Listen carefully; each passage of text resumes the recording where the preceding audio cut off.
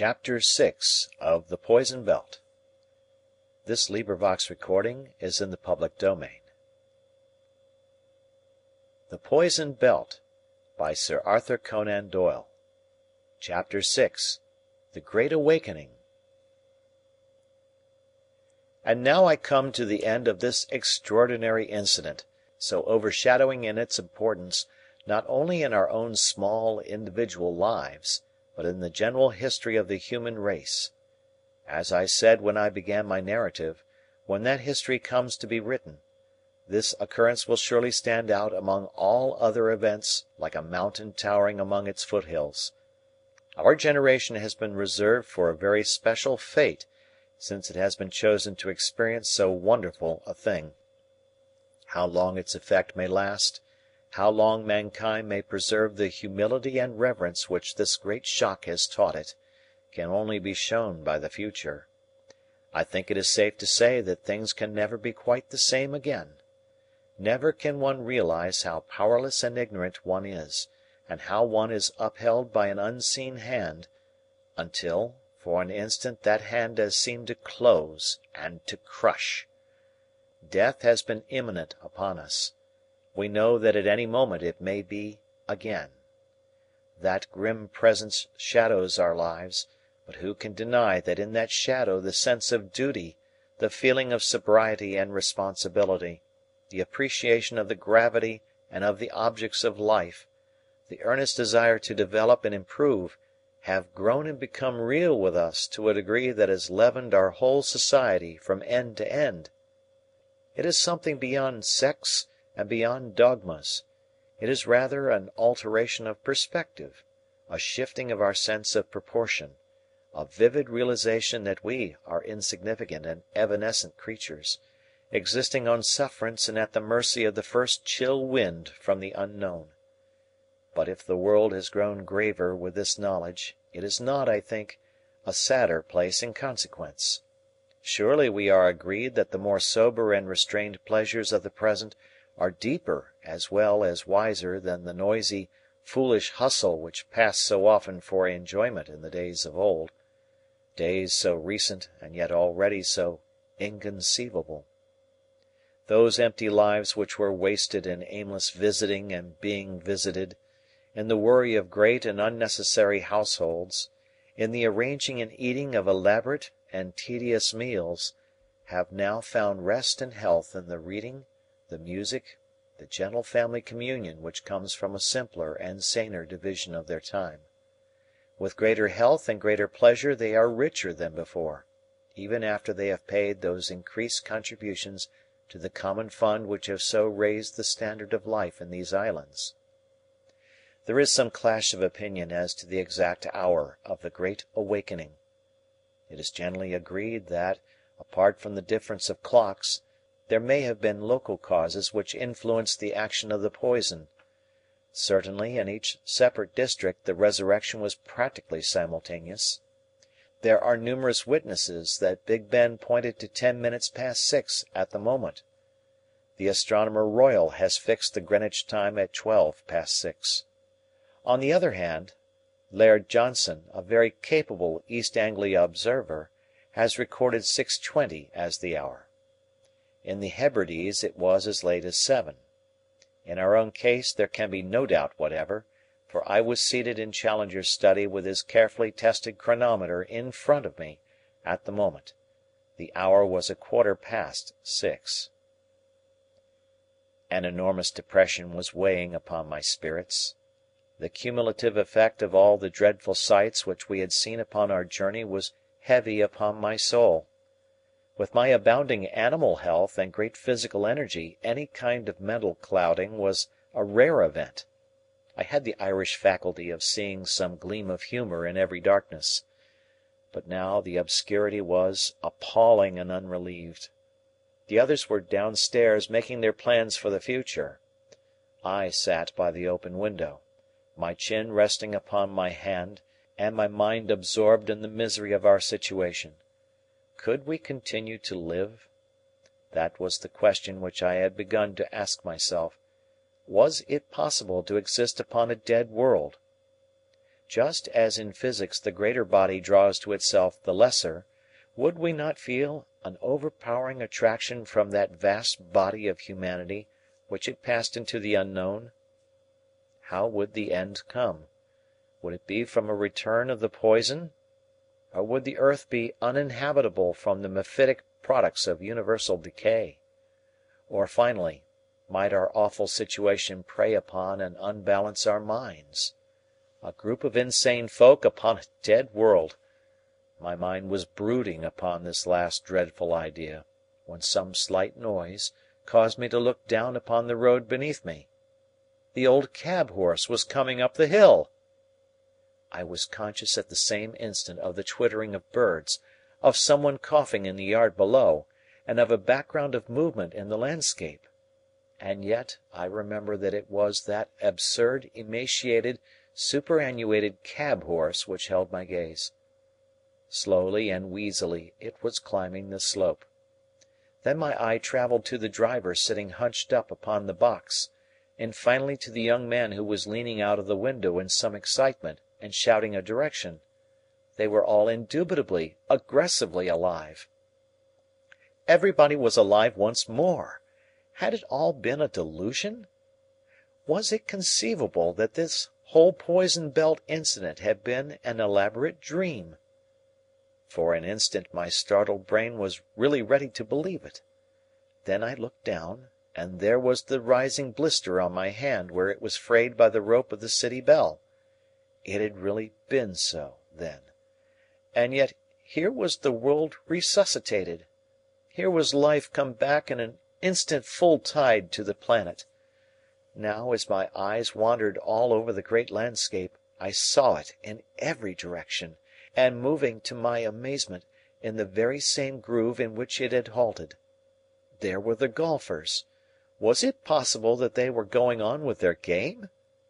Yes, there was a fellow driving off from a tee, and that other group upon the green were surely putting for the hole. The reapers were slowly trooping back to their work. The nurse girl slapped one of her charges and then began to push the perambulator up the hill. Every one had unconcernedly taken up the thread at the very point where they had dropped it. I rushed downstairs, but the hall door was open, and I heard the voices of my companions, loud in astonishment and congratulation, in the yard. How we all shook hands and laughed as we came together, and how Mrs. Challenger kissed us all in her emotion, before she finally threw herself into the bear hug of her husband. "But they could not have been asleep!" cried Lord John. "Dash it all, Challenger, you don't mean to believe that those folk were asleep with their staring eyes and stiff limbs and that awful death grin on their faces?" "It can only have been the condition that is called catalepsy," said Challenger. "It has been a rare phenomenon in the past and has constantly been mistaken for death. While it endures, the temperature falls, the respiration disappears, the heartbeat is indistinguishable. In fact, it is death, save that it is evanescent.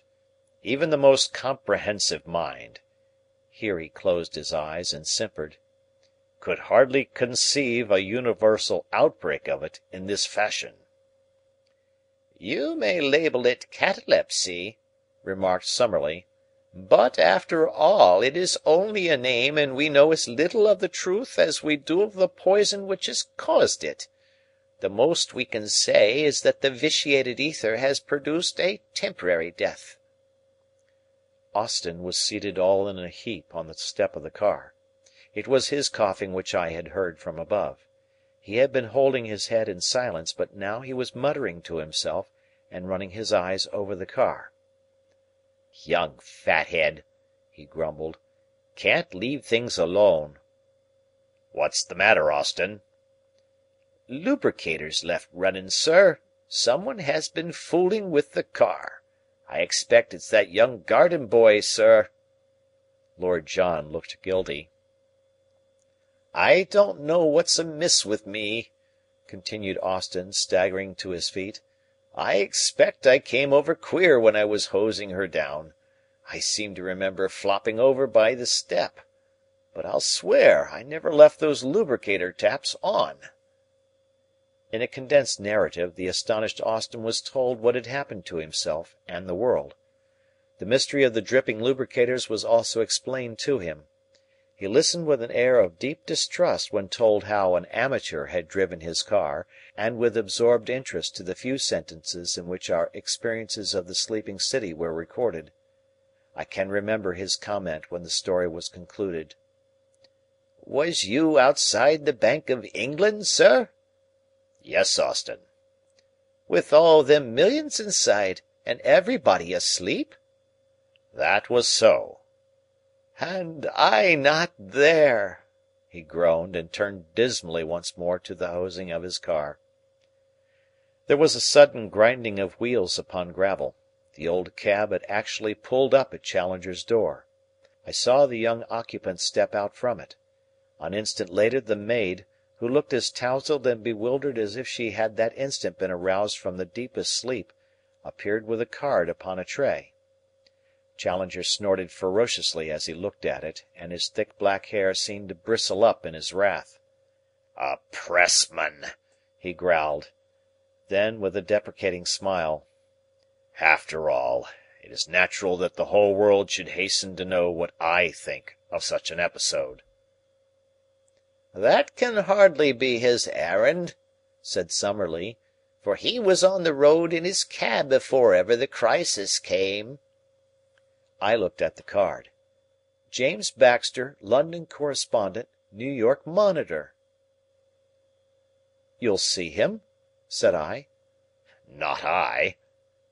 "Oh, George, you should be kinder and more considerate to others. Surely you have learned something from what we have undergone?" He tut-tutted and shook his big obstinate head. "A poisonous breed. Eh, Malone? The worst weed in modern civilization, the ready tool of the quack and the hindrance of the self-respecting man. When did they ever say a good word for me?" "When did you ever say a good word to them?" I answered. "Come, sir, this is a stranger who has made a journey to see you. I am sure that you won't be rude to him." "Well, well," he grumbled, "you come with me and do the talking. I protest in advance against any such outrageous invasion of my private life." Muttering and mumbling, he came rolling after me like an angry and rather ill-conditioned mastiff. The dapper young American pulled out his notebook and plunged instantly into his subject. "I came down, sir," said he, "because our people in America would very much like to hear about this danger which is, in your opinion, pressing upon the world." "I know of no danger which is now pressing upon the world," Challenger answered gruffly. The pressman looked at him in mild surprise. "I meant, sir, the chances that the world might run into a belt of poisonous ether." "I do not now apprehend any such danger," said Challenger. The pressman looked even more perplexed. "You are Professor Challenger, are you not?" he asked. "Yes, sir, that is my name." "I cannot understand, then, how you can say that there is no such danger. I am alluding to your own letter, published above your name in the London Times of this morning." It was Challenger's turn to look surprised. "This morning?" said he.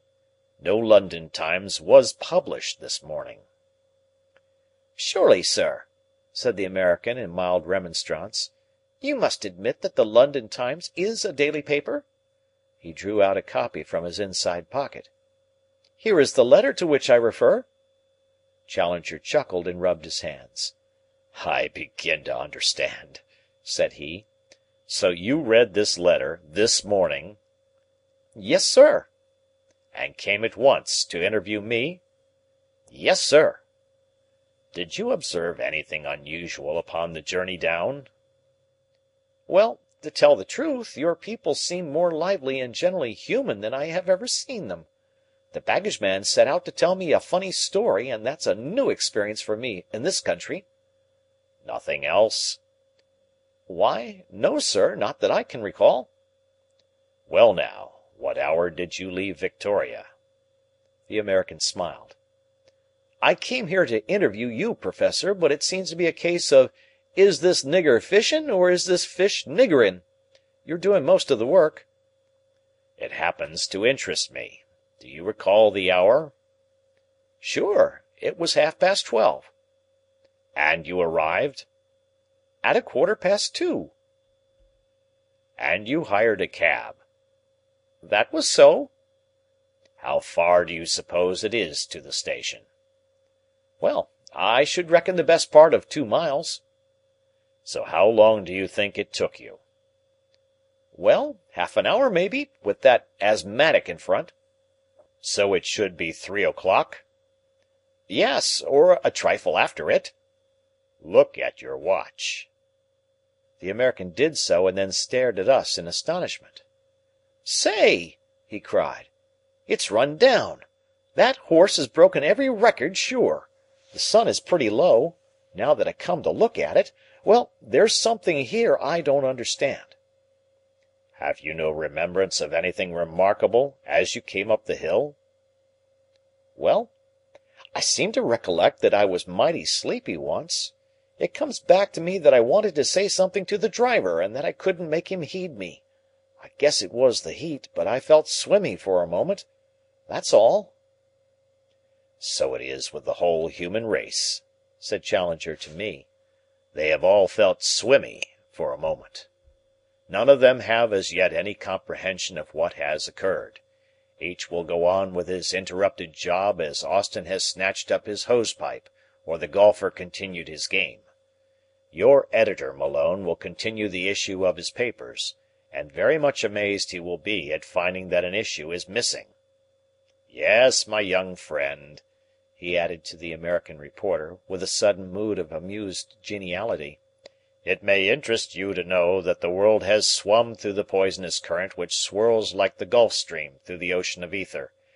You will also kindly note for your own future convenience that today is not Friday, August the 27th, but Saturday, August the 28th, and that you sat senseless in your cab for 28 hours upon the Rotherford Hill." And right here, as my American colleague would say, I may bring this narrative to an end. It is, as you are probably aware, only a fuller and more detailed version of the account which appeared in the Monday edition of the Daily Gazette, an account which has been universally admitted to be the greatest journalistic scoop of all time, which sold no fewer than 3.5 million copies of the paper. Framed upon the wall of my sanctum, I retain those magnificent headlines: 28 hours world coma. Unprecedented experience. Challenger justified. Our correspondent escapes. Enthralling narrative. The oxygen room. Weird motor drive. Dead London. Replacing the missing page. Great fires and loss of life. Will it recur? Underneath this glorious scroll came 9.5 columns of narrative, in which appeared the first, last, and only account of the history of the planet, so far as one observer could draw it, during one long day of its existence. Challenger and Summerlee have treated the matter in a joint scientific paper, but to me alone was left the popular account. Surely I can sing Nunc Dimittis. What is left but anticlimax in the life of a journalist after that? But let me not end on sensational headlines and a merely personal triumph. Rather let me quote the sonorous passages in which the greatest of daily papers ended its admirable leader upon the subject, a leader which might well be filed for reference by every thoughtful man. It has been a well-worn truism, said the Times, that our human race are a feeble folk before the infinite latent forces which surround us. From the prophets of old and from the philosophers of our own time, the same message and warning have reached us. But, like all oft-repeated truths, it has in time lost something of its actuality and cogency. A lesson, an actual experience, was needed to bring it home. It is from that salutary but terrible ordeal that we have just emerged, with minds which are still stunned by the suddenness of the blow, and with spirits which are chastened by the realization of our own limitations and impotence. The world has paid a fearful price for its schooling. Hardly yet have we learned the full tale of disaster, but the destruction of fire of New York, of Orleans, and of Brighton constitutes in itself one of the greatest tragedies in the history of our race. When the account of the railway and shipping accidents has been completed, it will furnish grim reading, although there is evidence to show that in the vast majority of cases the drivers of trains and engineers of steamers succeeded in shutting off their motive power before succumbing to the poison. But the material damage, enormous as it is both in life and in property, is not the consideration which will be uppermost in our minds today. All this may in time be forgotten, but what will not be forgotten, and what will and should continue to obsess our imaginations, is this revelation of the possibilities of the universe, this destruction of our ignorant self-complacency, and this demonstration of how narrow is the path of our material existence and what abysses may lie upon either side of it. Solemnity and humility are at the base of all our emotions today. May they be the foundations upon which a more earnest and reverent race may build a more worthy temple. End of chapter. End of book. Thank you for listening.